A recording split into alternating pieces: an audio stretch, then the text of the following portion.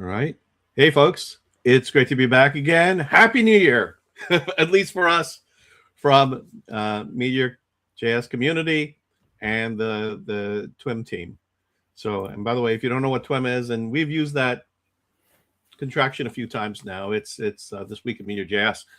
And this week we have a number of stories that I think you're going to find at least useful, but somewhat interesting. And there are some stories this week with regard to changes and updates in MeteorJS. And then what we're going to do is we're going to do a year in review.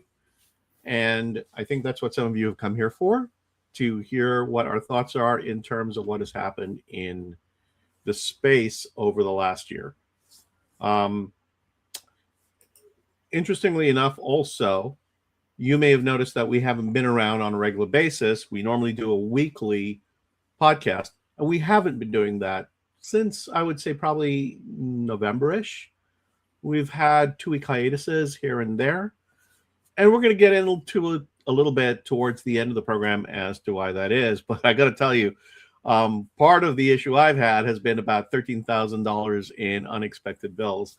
I had a little bit of a scare earlier on this December. I don't know if I told you this, storyteller. And we can go to two-shot if you want to at this point. Lou. Yeah. But, before I go on with that and go into that any further, I should say that this is episode 107 of This Week in MeteorJS, a weekly newscast of the MeteorJS podcast. My name is Alim Gafar, streaming to you live from New York City. Hello, everybody. My name is Dvorak, coming to you live from Prague, Czechia. Jan Dvorak is also known as Storyteller. You'll probably hear me use either Jan or Storyteller interchangeably here. At 107 episodes, I think most of you know who we are, who have been here. But if you're here for the first time, then that's the story there. So, $13,000 bill. About early December, about a month ago, I had a little bit of a scare. Couldn't breathe properly and so on. My wife calls for an ambulance. And the emergency services come to my house. You know, they sit down, they're checking me out and whatever. And they're not comfortable, so they want to make sure that I get to the hospital. And there's already an ambulance outside. And it's embarrassing for me. I'm like, I've told them I don't really need to do this, but they're insisting. So I said, okay, fine. We have insurance. Get into the ambulance and get taken to the hospital. And at the hospital, they put me through a battery of tests. They give me chest x-ray. They do a few other tests. And I'm sitting there till about 4 o'clock in the morning. This happened at 10 o'clock at night. It's now 4 o'clock in the morning. My wife's still with me. She's got work at 7 o'clock in the morning. And they finally come over. They say, well, we haven't really found anything, but we'd like you to stay overnight if that's okay with you. And I said, can I go home if I want to? And they said, yes. So the reason I say that is I think that had I stayed, the bill would be a lot larger. Now, I get this bill back and we have insurance, but our deductible is like $4,000, right? So it's just been a little bit of a nightmare for a few weeks trying to figure out, like, what do we owe? What are we going to have to be responsible for? And in a lot of ways, that has taken my mind out of this whole project that we do here.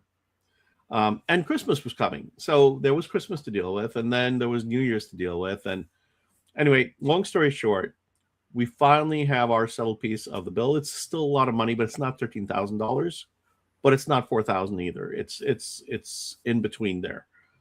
And it's just kind of crazy that a ride from my house to the hospital, which was like about 15 minutes, which I could have done in a car, and then the time in the hospital, I mean, like the emergency room doctor that saw me for about maybe 20 minutes and charged me over $2,000 for his visit.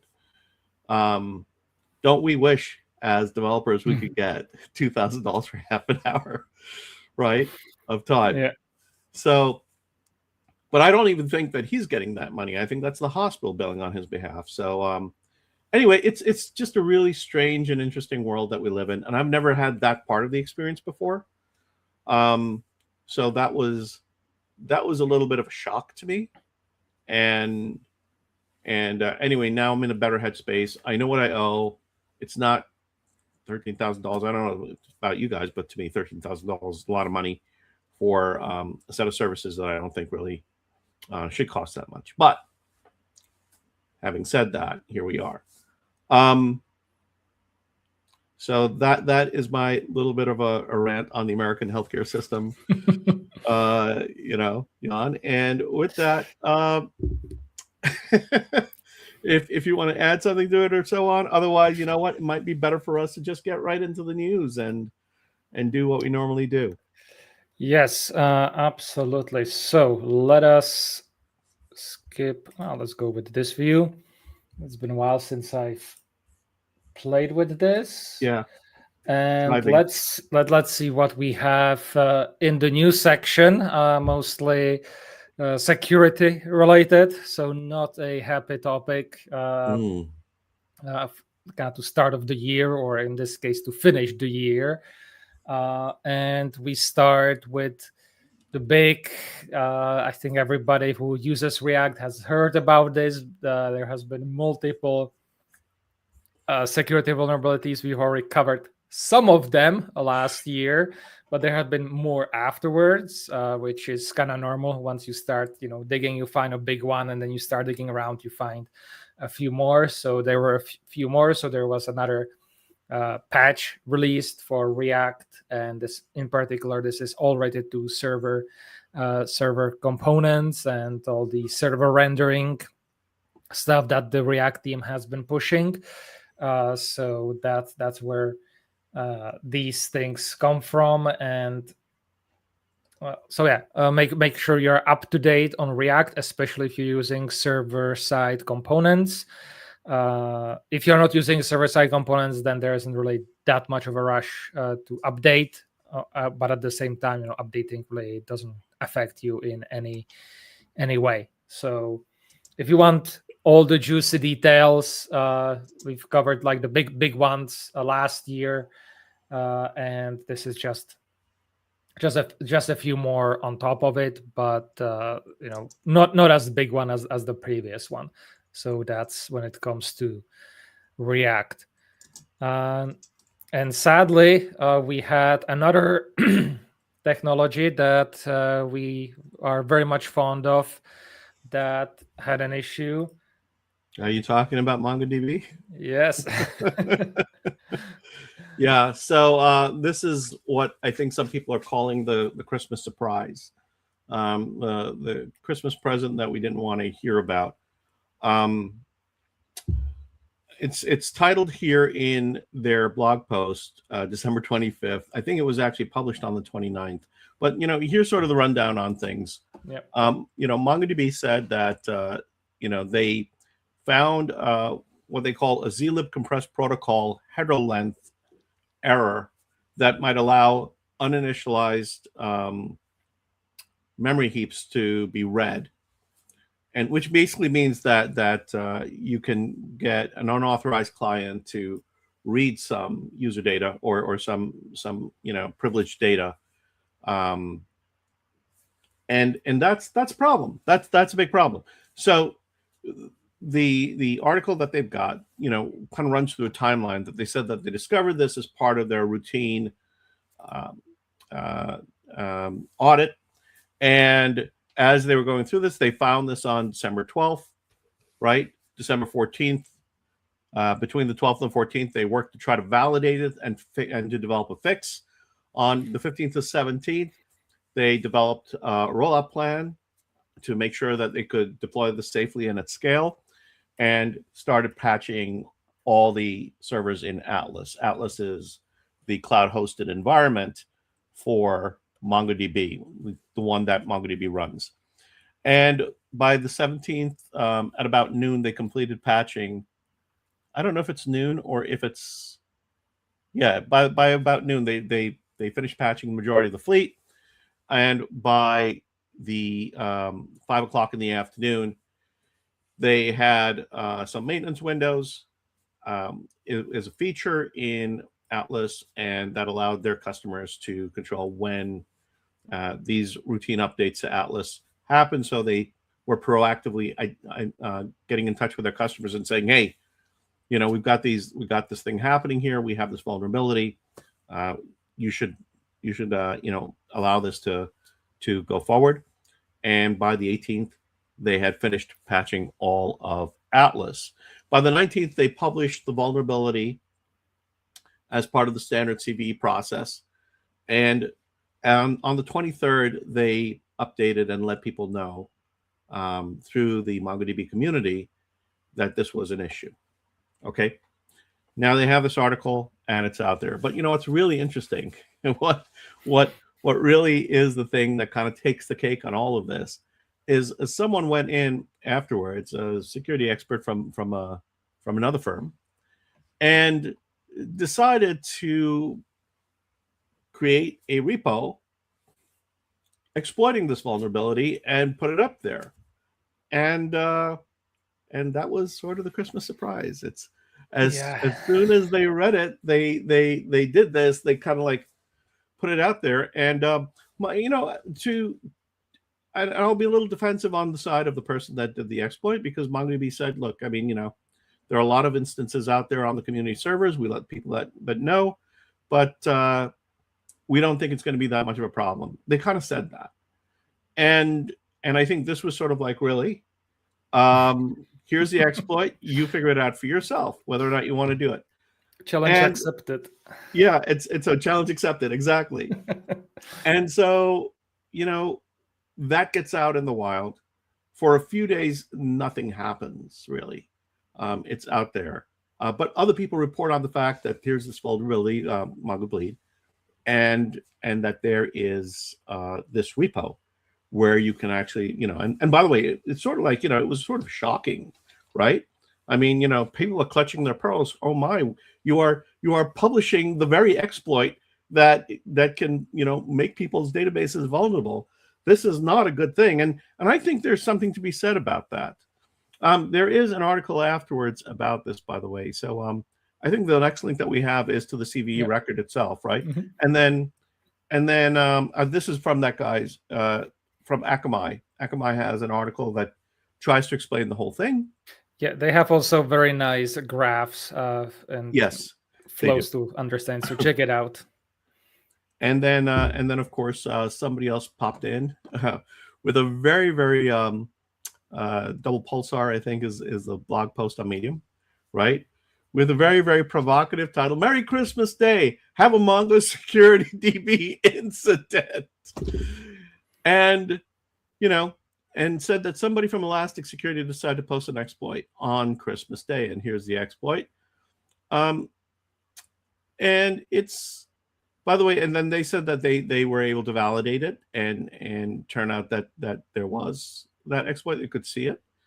And, one of the things they just point out is just like how much of an issue it is doing something like this, just like dropping it there and then leaving it, because the exploiters now have a tool that they didn't necessarily have before. They'd have to figure it out, but it's been figured out for them. It's been given to them, and there you go. So this was, again, the exploit was written by somebody at Elastic Security. I don't know if Elastic Security has anything to do with Elastic, which has Elasticsearch, which is in a sense a competing product, right? They have basically a database, but it's I don't think that this is necessarily a good best practice. If you do run into an exploit in MeteorJS, talk to the team, coordinate what you're going to do, and then if you are able to validate it and so on, and maybe what you want to do is have a gated rollout to who can get access to the code that you produce to validate that exploit, because it could be used in malicious ways otherwise. And it was used. There was some allegedly some hacks of some gaming studios and some other places. I have two really big things to kind of push, because to release something like this is usually a forceful method if the company is refusing to fix the issue, right, or is just annoying about it and not really doing anything. So that's kind of, this is the way how you kind of force them to do it. So I'm not necessarily about this, but there was likely no need for it because MongoDB fixed it, did the releases. But of course, there's always a lag before the self-hosted instances update that. So the timing of it, so soon afterwards, plus in the middle of holidays, which almost guarantees that people are not going to be around to respond. Yeah, so I think that this was like very in a poor taste or a total lack of kind of the world around you, and that there's other things going on than just the tech world and GitHub. So that's kind of my big pet peeve about this. Not necessarily that it has been produced, but the timing is of importance, and communicating with people on that. Speaking of timing, there is another security vulnerability fix that has been this is in Node.js. There's usually if they have like some security issues, or that they have like the monthly security releases. This was originally slated for December. And then it was delayed till January 3rd, then till January 7th, then January 8th, and now latest till January 13th. So this one is kind of getting away from us. This is almost the opposite situation, right? Which is, you had a very fast release of a security issue once it was discovered. But now what you have is you've got a security release, but you're not releasing it because they're acknowledging the holidays and other things, right? Yeah, so that was the initial thing. It was supposed to be December 15th, and there are 3 high severity issues, 1 low severity issue, and 1 medium severity issue in this, and it impacts nodes 25, 24, 22, and 20. And the rest of they don't really care because that's end of life. So it was originally December 15th, and they, compared to the previous one, decided, okay, this is probably not a good idea to release it over Christmas, because usually the pipelines, for these updates take a while. So we'll release it, in January. But there have been some updates that they have postponed it. They had actually a CI issue that prevented the release on the 7th. There have been found a few more issues, so they are releasing it, or kind of pushing back the release so that they can make sure that everything is available. And this is, let me just quickly, because this like really I just checked it out before coming on, because I was expecting this morning when I checked this thing that we are going to have it, and I'll have to create a PR for Meteor. Okay. So they want to release it on Tuesday rather than Friday, so that it's available across all time zones, specifically for the Asia Pacific region during working hours. For those of us that are uninitiated, is it normal for them to do a release on a Friday, or like are they breaking a tradition by doing it on a Tuesday? No, I don't think. I think it was actually usually beginning of the week. Okay. And I think since they didn't manage to do it on Wednesday originally, then it postponed to the 8th. Then I think somebody was smart and realized, okay, this is, you're getting into Friday, and that's just not going to really be smart enough to get it, as fast out there between, the corporations and other things. So I think this is actually very, when it comes to the timing, well done.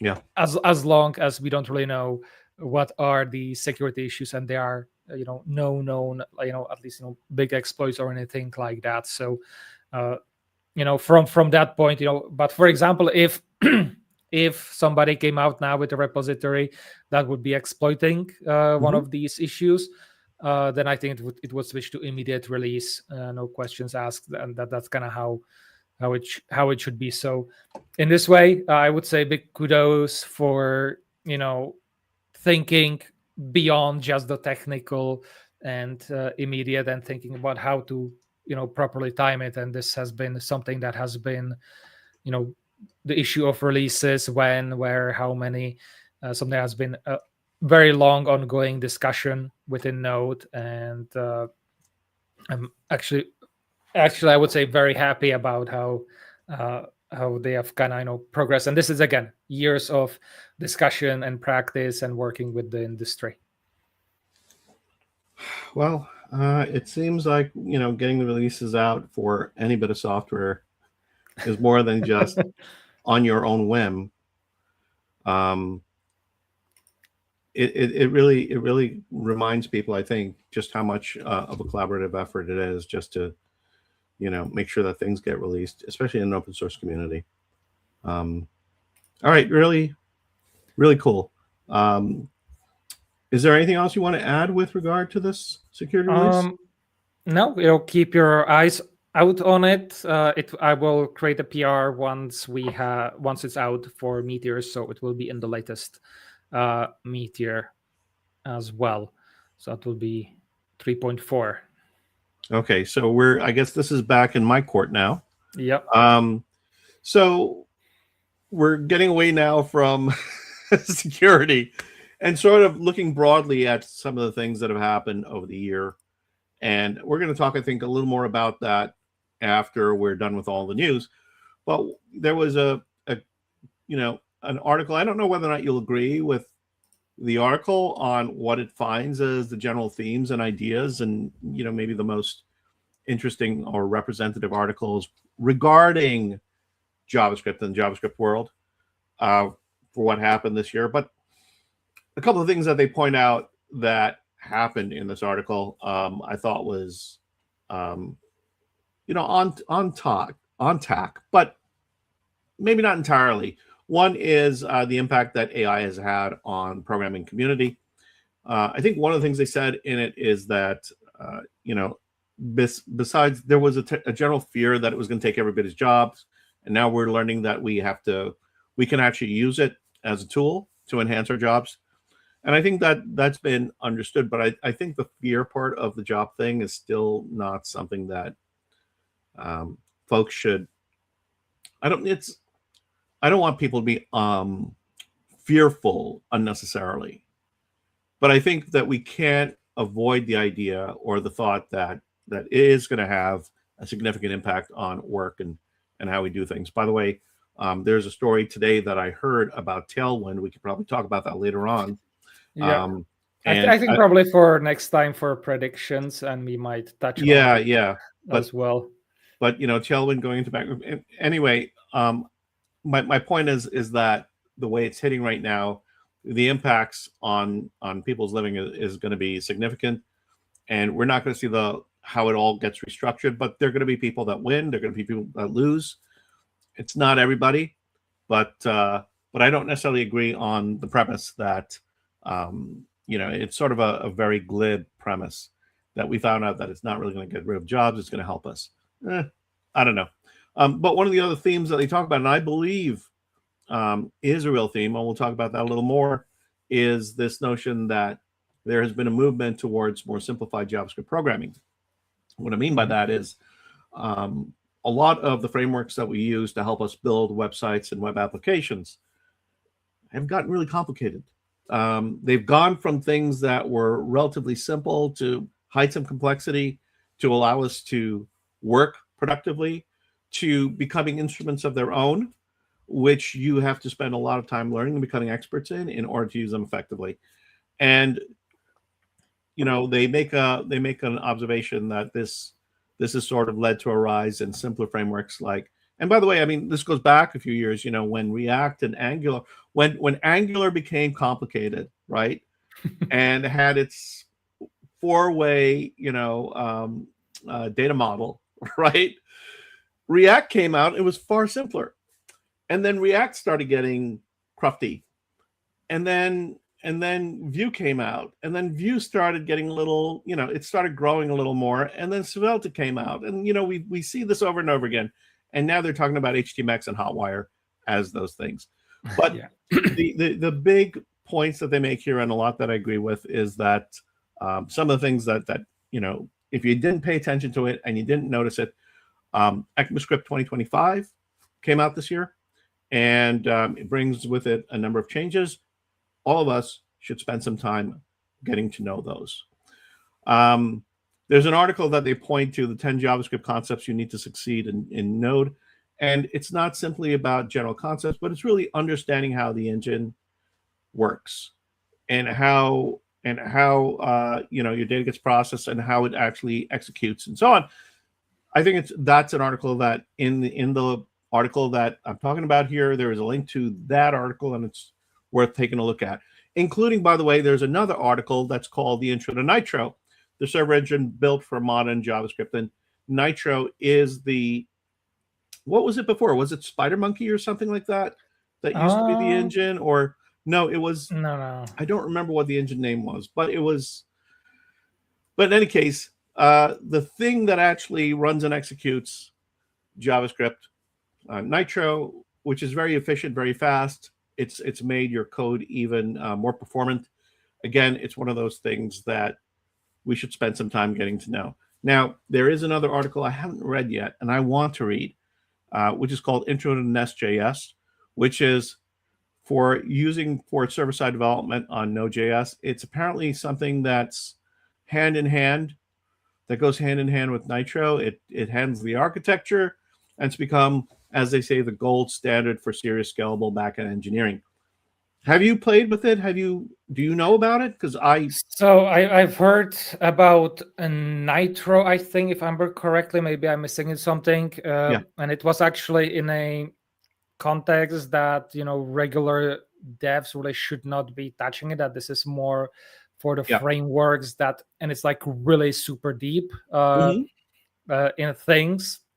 So unless you are yourself dealing with some edge cases and issues, you should not really be needing to even know it exists. I've heard about Nest, Nest a lot. It's actually seen it around as well, and I will have to kind of probably look into it because I've seen it mentioned a lot in corporate jobs filing. So. Probably won't be able to get away from that one. So it seems that the general trend, and a lot of these articles, they address or they're indicative of that trend, is towards the simplification of how we build applications and getting away with it. Now, there is one article at the very end of it all that does a comparison. And I think we've talked about this before, which is sort of how the different frameworks out there, the most popular ones, React, Vue, Angular, Svelte, are reaching what you might call feature parity. They have a lot of the same capabilities. They have a lot of the same features. And they've been influencing each other in terms of, somebody comes up with a concept and an idea, Signals, for instance, being one of them. And then the others start picking up and doing their own implementation of that in their frameworks. So again, that is something else that you might want to take a look at. So really nice to look at, really good. I think they make a good argument. I'm not buying into the AI argument entirely. I think it's still early days too, to kind of figure out where that all plays in. And the last thing is they do point out that that there's this columnist at InfoWorld who has written an article, a column or whatever you might want to call it, which is just say no to JavaScript and but not so much don't use JavaScript, use TypeScript. And so this one is for our friend Kelly out there, because I think that's a validation of something that he believes that TypeScript does make JavaScript development better. And there is this columnist that is saying, just say no to JavaScript, but really it's not JavaScript. Just go to TypeScript. Your developer experience is going to be much better. Your programming experience is going to be much better. And they're kind of wondering why more people, probably like me, haven't taken the leap over there. In any case, those are some of the things that came in. I thought they were useful and interesting. And I just want to pick up on the issue of framework complexity. And recently on that, well, not recently, but Theo on YouTube has had, I'd say, really interesting takes on this. Okay. And he pretty much was saying, what we wanted to do, let's say, is like 100% with the web or like, given all the range things. And when we started, like, say, 10 years ago, what the standards allow us to do was like 20-30%, and then the frameworks came and got us like to 80%, and then eventually to 90%. The standards picked up as well, and now the frameworks are working to solve, say, like the last few remaining percentages of like edge cases and very specific things.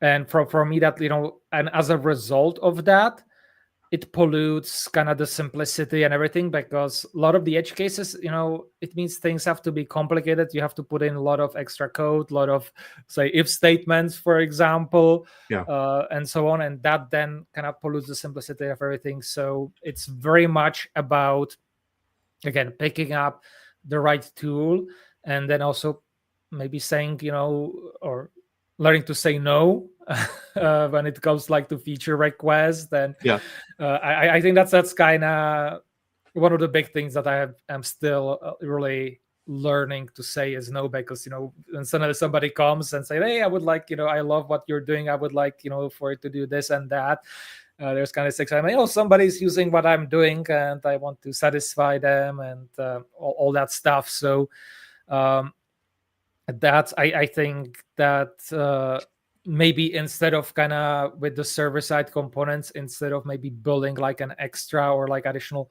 library on top of React, it just kind of got merged into that, and it has its own reason, everything. So that's, I think that's something that's has to be watched. The creep, mission creep, feature creep.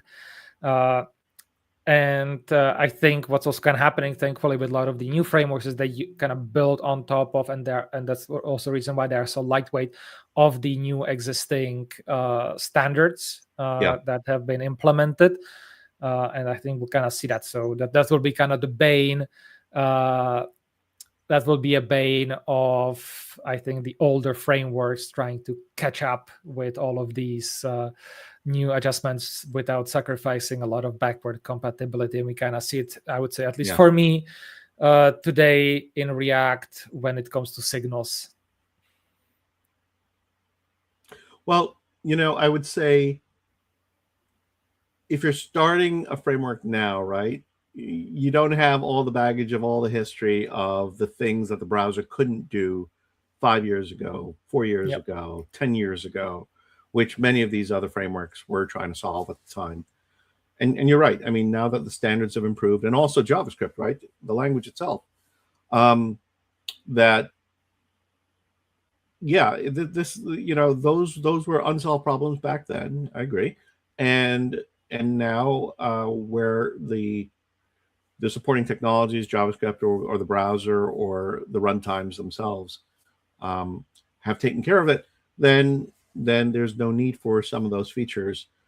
It's really hard if you're a legacy framework to then turn around and say, all right, do I shed all these things and trim down, or what do I do, or just leave it there and then move forward? I think the observation is really keen, and the thing I take from that is being really selective and knowing what to put into a library and what to keep out is probably going to be the most challenging thing for development teams that are building applications or libraries or tools for developers outside. Because, which edge cases are the most meaningful? I mean, which edge cases are too edge? And how do you decide what those are going to be? I think those are going to be really, really difficult decisions for teams to make as they go forward. Yeah. All right, listen, guys, if you've been having a good time with this and you've enjoyed the work that we've been doing, hit the like button and also subscribe. That way you get to know, click the bell. That'll give you a notification. and hopefully you'll stick with us for the rest of this. We have an announcement, though, about what the rest of this is as we go forward in a little bit. But for now, I think we need to just hit the MeteorJS news, right? Yes, that's correct. We'll be hitting the news once I click through here. So we have 3 quick news from Meteorland. First things first, we have in the Meteor community packages release of the 4.7 SCSS package version 5, which is a SaaS package, so that SaaS works properly in your Meteor.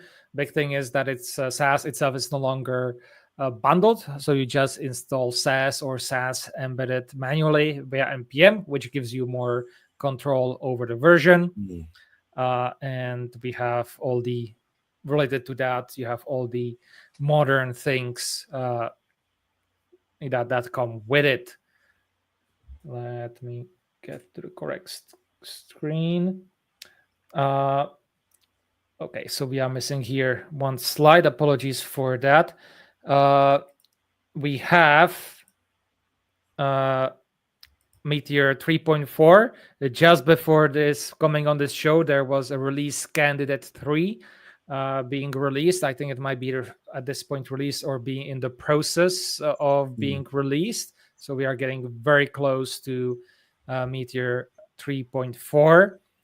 And that Meteor 3.4 is especially known that we have the new I could say build tool that should be also more modular, so you will hopefully in the future be able to swap it with Wheat and other ones. So definitely now is the time, I would say, to give it a try and figure it out.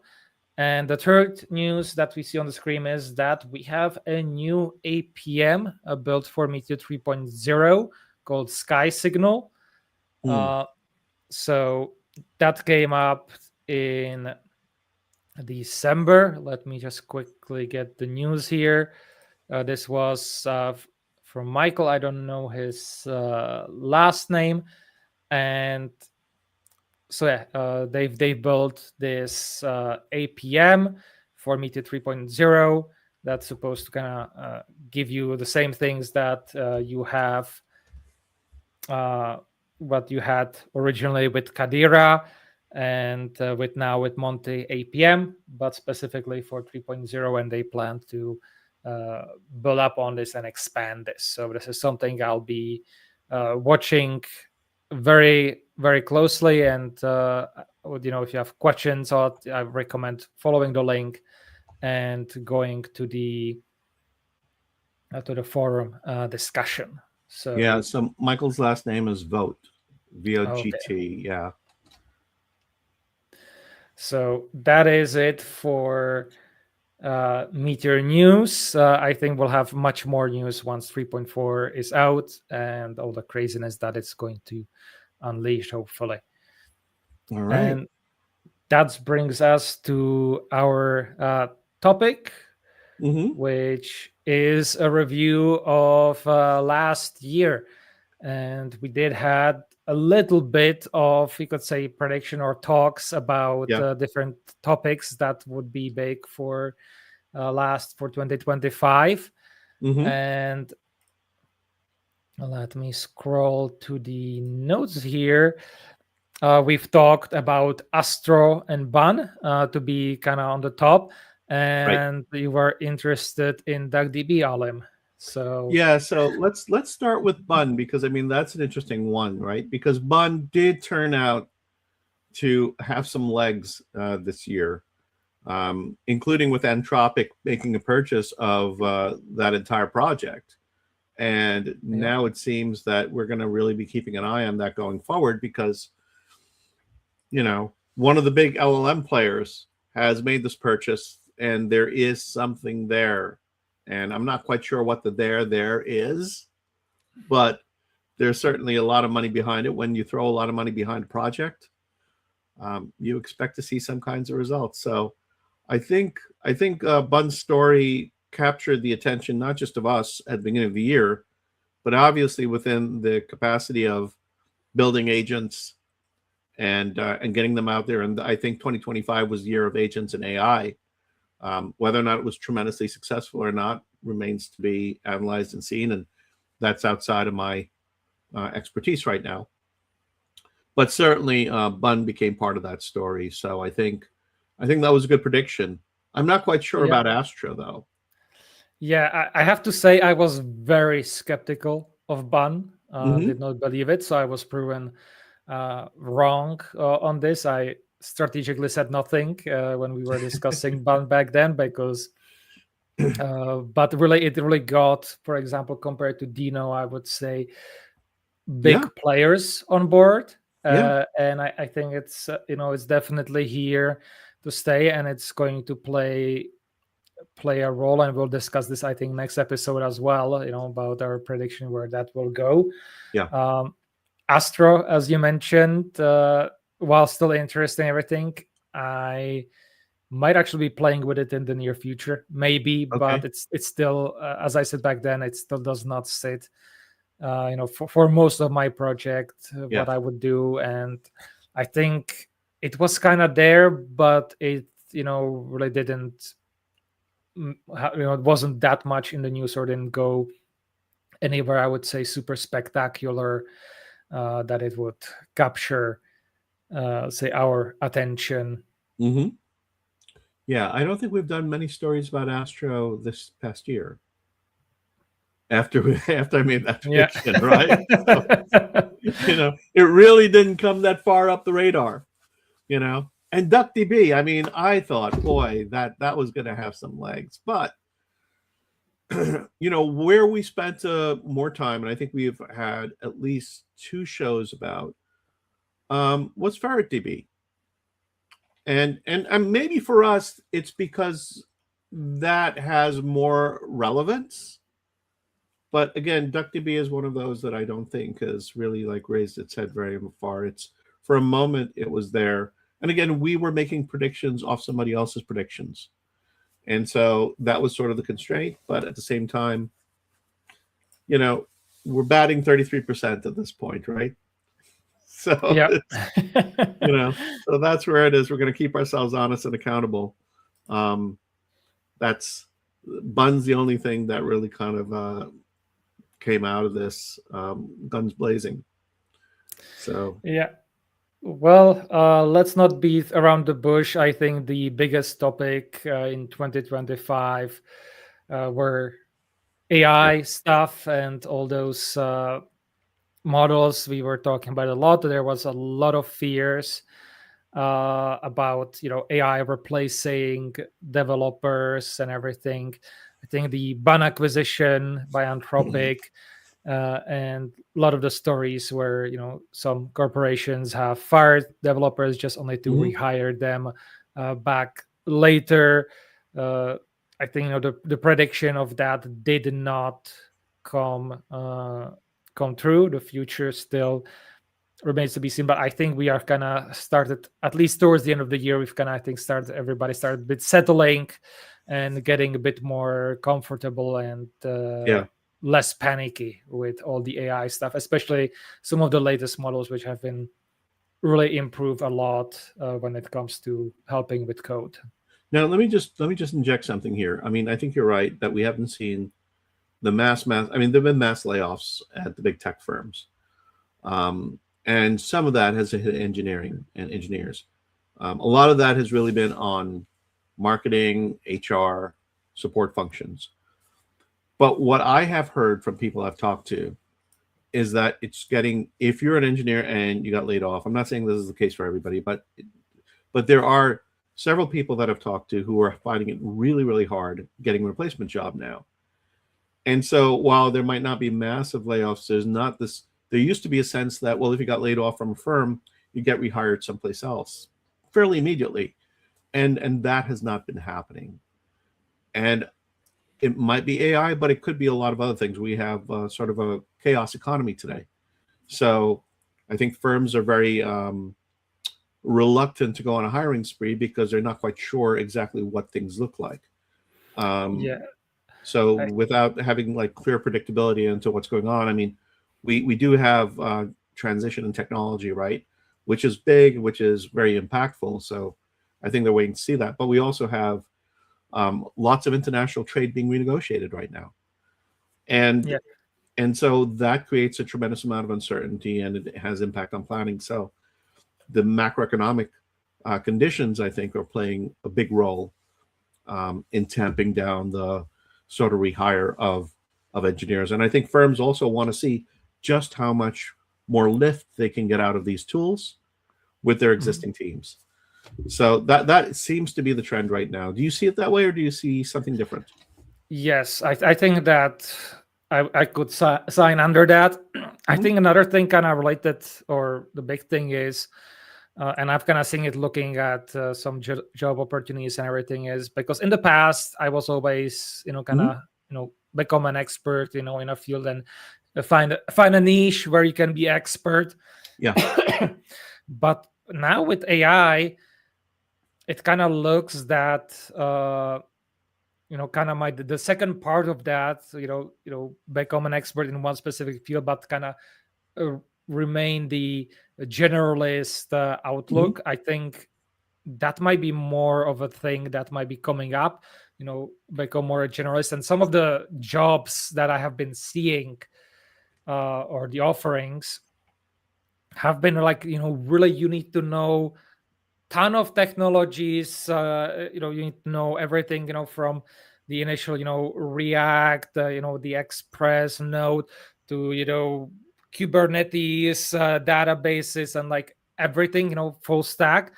But you need to know, super well all the CI, all the deployments, and all the different all the tools in those different fields. So are you suggesting that there seems to be a collapse of a lot of different functional roles into a single person's role now? So instead of having a DevOps role, an operations role, a front end or in a back end role, that's all kind of being compressed? I would say not yet, or at least not in 2025. Okay, it might also be. It might also partially be. It might also partially be that it's like the usual HR shopping list, just get everything on the page and hope somebody actually applies. But I think this is also kind of from what I've heard from AI bros and other influencers, kind of sometimes that could say the perspective is that you kind of leave the coding and the details to the AI while you kind of keep the general outlook and making sure everything goes together, because that's where AI is currently very deficient, you could say, to a certain degree. So knowing all these things and having the general outlook, knowing where everything is, will be more important than having expert knowledge how to implement all the details of what you're doing, which is also something that SpecGit, for example, from GitHub, is that the role of developer might be changing more towards, say, a project manager, where you, instead of coding yourself, you describe how it should be implemented, what it should do, and all the other all the other details, and then you just push it to the AI to actually implement, and then you just beat it over the head if it goes off rails. So that's something that I have been kind of seeing in the discussion. I'm not sure how I feel about it. I kind of have to, I guess, sort out my feelings for next week's predictions or next episode. And I definitely, it's AI has been the big fish and kind of sucked a lot of air out. Anything more on that you want to add to this, Alim? No, I think this is going to continue to be the story going forward for the year, is just how we use it. I think the question of how much I've always gone back with this generalist. I'm a generalist, right? I mean, meaning that I came to tech from a non-traditional background. My undergraduate degree is in English literature. My master's is in business, right? Management and marketing. And I've taken classes and so on in computer science, but I'm non-traditional in the sense that I don't have a computer science engineering degree, right? And I've come to this because I came into the field when it was very young, and so I've been able to get professional experience building and doing things and learning as I go. And so the strength I had when I first started was I knew the domain that I was working in, and my employer at the time wanted somebody that understood our business and could then translate that into systems. And so it was sort of like having this generalist sense of what goes on, but then really then developing like a very specialist point of view, because we had, fourth generation languages that we were using to do text processing at the time, which were not, broadly available, and we didn't have broad expertise in it. And then, I went into C programming and then all this other stuff afterwards. But my point though is that, having this is the frame I've come with. I've always thought of it as a bit of a weakness relative to the people that have this sort of traditional background in terms of computer science, because they can bring a lot of skill in terms of how to use the tooling and how to set it up and how to be efficient programmers and how to decompose problems in the right way, whatever that might be. I think the thing is, the problem we have here is, the expectation. You have AI tools today that have consumed repos and language manuals and understand the syntax and the structure of languages, and can put together functional bits of code and get it out there and do a pretty good job at it. But I also remember when I was developing things and we were using things on the cutting edge, oftentimes the documentation was not representative of what the APIs and the software was actually capable of doing. And so I remember we were a very big Microsoft shop at the time, and Microsoft would say, here's a product, a site server, for instance, and these are the APIs that you can use. And it turned out that some of those were just stubbed and they didn't actually do anything. And then there were internal APIs that the development team were working with that weren't public, but we would find out about from talking to a TAM or somebody else. And then that would actually help us get somewhere with, making that product work. But those things were not documented. The AI tools today only work because of what they've been able to consume in terms of documented features and capabilities of languages and tools, et cetera, et cetera, et cetera. And so the thing is, like, it's where they know what they know, but they don't necessarily know what they don't know, right? Yeah. And sometimes they don't know, like, they don't know what is it? Sometimes they know what they don't know, but they're not willing to, like, stop themselves. Yeah, they don't have the concept of known unknowns that we humans have. So that's definitely something big. So there's some limit there. Now, I think that, when any professional is developing, there needs, I think that the notion that we've heard is like, we don't need junior developers anymore. I think the definition of what a junior developer is changes now with these tools, right? Because you can come in, and if you have a good product sense, or if you have a good sense of what it is that you want to accomplish, and you understand how software works, which takes time to understand when you're building software, what you have to let it know and what you can just assume it will know. That is all, and in a lot of ways, many of us working with these LLM tools are all junior developers again, because we're learning how to tell it to do what we need it to do and how to get the results that we need to get from it.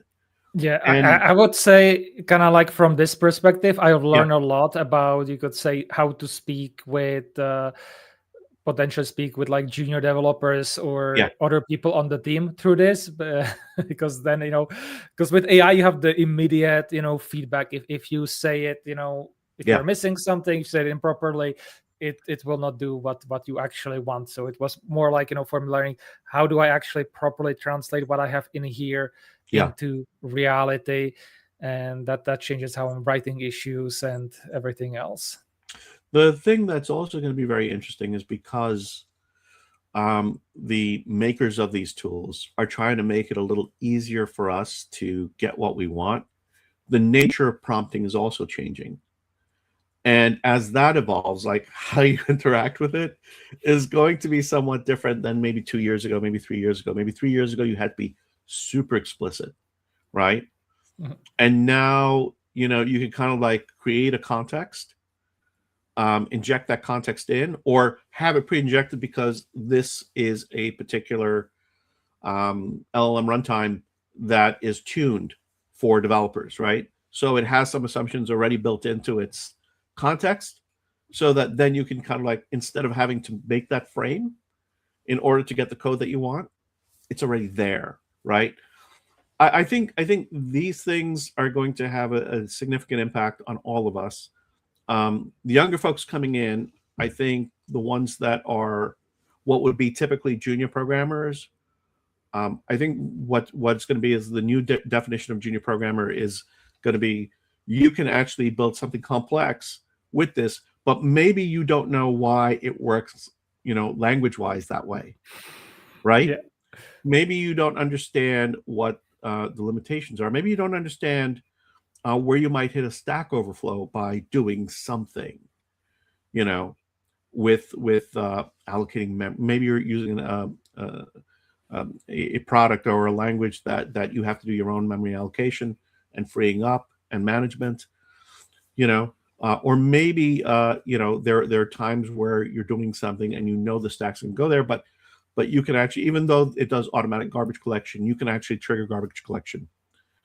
And so if you're doing something and you're using a particular paradigm, that's something that you're going to have to handle yourself because, So would you say that's kind of something that kind of we've learned in 25? I think that's the way it's going to go. And I think, the fact that you could build things that look expert, the truth of the matter is the debugging part is still going to be hard. I mean, even good developers sometimes have a hard time debugging things effectively. Well, debugging was always annoying. Yeah. And I think the thing is, understanding your runtime, understanding the language, understanding its limitations, understanding those things, understanding how to I think it's going to be very helpful in doing stack traces, right? Those are one of the things that are really pain in the ass sometimes. Well, I'll tell you something that I've noticed. I have noticed people over the years putting into Stack Overflow or into the forums, like, here's a stack trace. I don't know what's going on. And right at the top, it's just like, start working from the top down. Sometimes it tells you exactly where to go next. And just do that, and that'll get you someplace. And maybe you don't understand what that message is or what it's saying or what the implication is. Yeah. But often in well-produced stack traces, and that's on the team that develops the APIs and the debugging messages that go back, there is enough information for you to work with, provided that you understand something about the environment that you're in. Mm-hmm. But that's on you. That's on you to get that experience and to get that knowledge. Yeah. And I think this is where, you can get fast to building something and putting it out there and it looks good and so on, but maybe the pieces don't come together as well as you think it is, right? And maybe it will be better. I don't know. I don't know yet. Well, let's think about it, and next episode we'll see what we think about what the next year is going to bring. I want to move on to something that has been, I would say, a topic before AI sucked out of all of the air remaining of the year, and I think this was mostly meaning we had a lot of development and excitement around wheat. I thought you were going to say suck the joy out of as well. But we had Void Zero coming on the scene, which kind of unites all the Vite stuff and is trying to build a new building system. Build tools and bundling tools have been the issue this year in Meteor as well.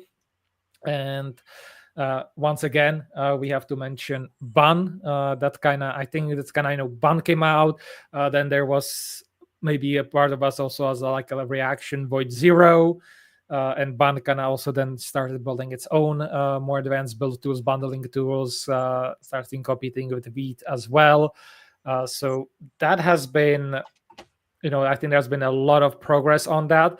I think we'll soon, or if you haven't already played with it in Meteor, we all kind of play with that as well. Not with these two, but with different tools in that ecosystem.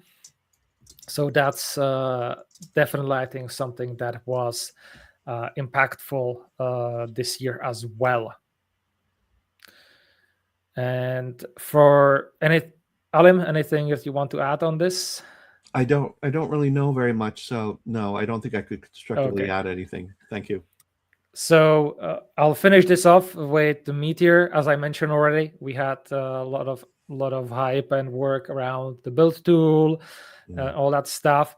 And I would say, especially towards the end of the year, or even earlier in mid of the year, we started having much more, I would say, fun with memes. And if you remember my closing at Impact, kind of went into the Warhammer 40K and the technology related to that.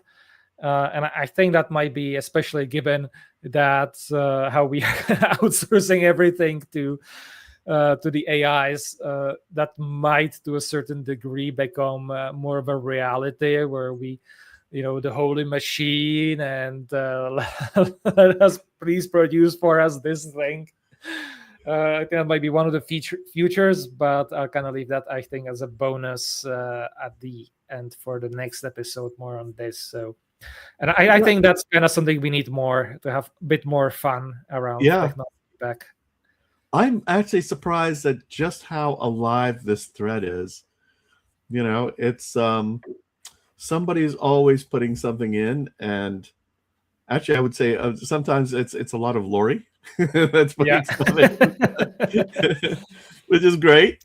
I need to add more, and I think we should also start looking at this and start kind of doing memes with AI, because some of the memes to some of the recent geopolitical situations, they were just absolutely hilarious, and I think we should kind of start doing more of them with for our technology as well. We kind of provide the joy when it comes to the AI generation tools with images and memes to the rest of the world, and I think we should do more of them ourselves. Oh my goodness. I'm looking at one of the last ones. Problems talking about can't proceed, and so whip the horse. The obvious solution is to add more horses, whip them to get them out. The corporate solution is to add more people into the cart and whip the one horse. And the startup solution is to just get on the horse and leave the cart behind. Yeah. Terrific. Yeah, I need to contribute as well with this. So let's, and with that, I think wanting to have more fun. That's all I have. Anything else to close this up, Alim? No, I think that's it. By the way, we are reevaluating, how often we're going to be doing this, and how long we're going to be doing this this program for. So we are expecting to do another episode in 3 weeks? Is that it, or 2 weeks? What date did we say? Let's tell the people so that way they can plan. I can do next week. It will have to be next week, because then I am flying off. Yeah, no, I think we said we're going to do the 30th, right? No, definitely not, Alim. Oh no, not the 30th.